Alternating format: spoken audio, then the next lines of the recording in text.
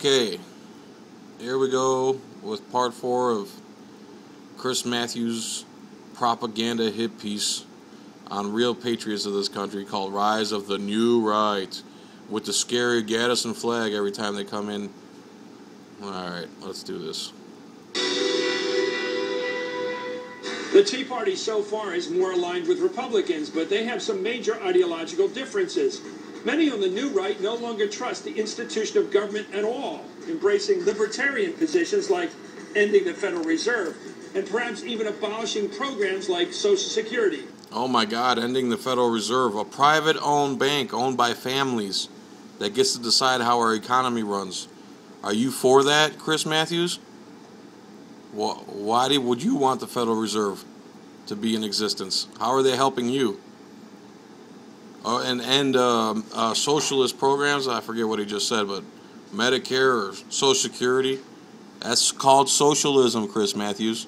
That's not constitutional, therefore it shouldn't be in a constitutional republic. We are not a democracy, sir. And Medicare, positions far to the right of the regular GOP. Do you think the movement of people, the Tea Party movement, and other kind of activism on the right will pull the Republican Party to the right? The Republican Party, of course, as a political party, their first objective is to elect ourselves. If they look back, when have we been successful in the business of getting our folks elected?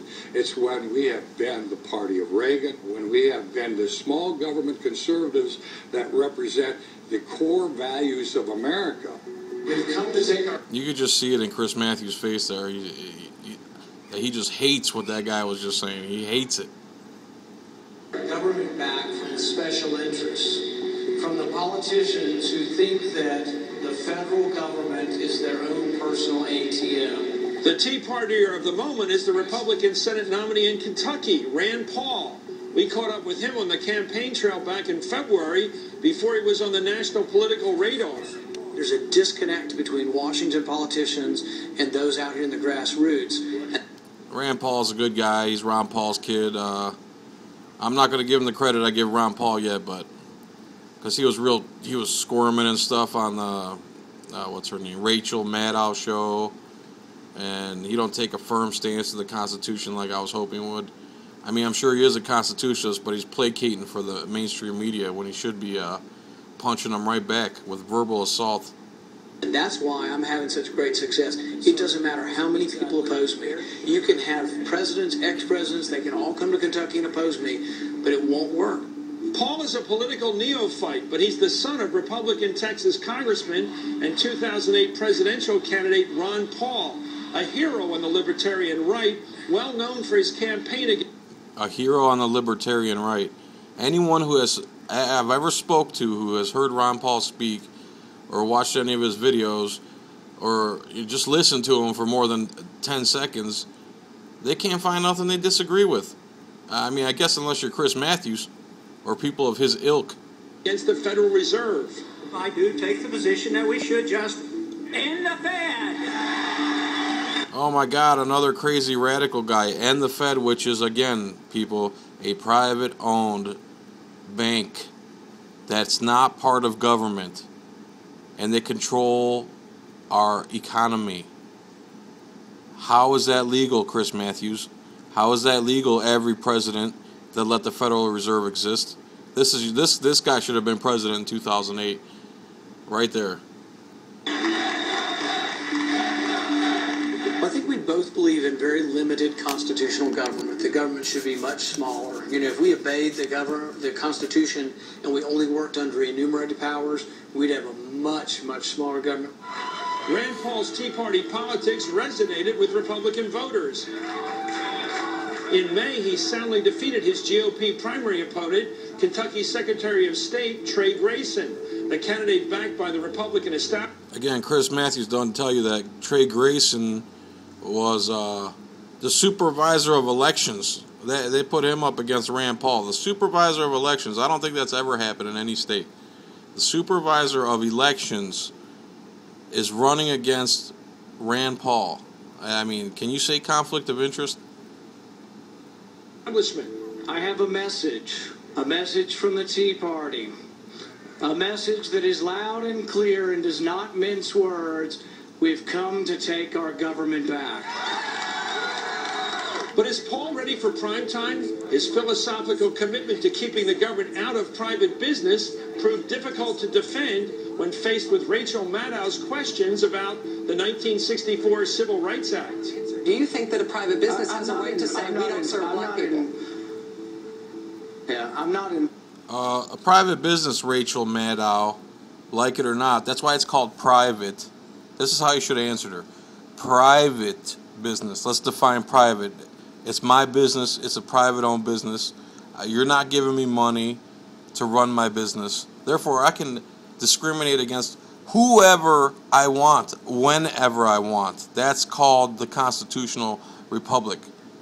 Yes, people are racist. They have the right to be racist in this country. As long as they're not physically hurting anybody or stealing or robbing, they're allowed to be racist. And that's such a red herring anyway, because any private business owner that would deny someone because of the color of their skin or their religion, it would be a disaster for them. They shouldn't even be in business. That would be so stupid. So to even grill Rand Paul for these remarks is illegitimate. He never even said anything other than private-owned businesses have the right to deny anybody for any reason. And it happens anyway, even though that law's passed. This is garbage right here. That's the only thing you can find to attack Rand Paul with. Favor of any I wish Rand Paul would have been more aggressive about it, too. You let her get away with that. discrimination of any form. I would never belong to any club that excluded anybody for race. We still do have private clubs in America that can discriminate based. Yeah, we do have private clubs too. Country clubs are not allowed to be private, according to you, Rachel. How about the Freemasons? They're as private as they get, and they do secret, shady stuff, and they backstab other people that aren't Masons. Come on, this is garbage. On race. But I think what's important about this debate is not getting into any specific gotcha on this, but and Chris Matthews, Rand Paul really found that hard to defend under Rachel Maddow's tough questioning.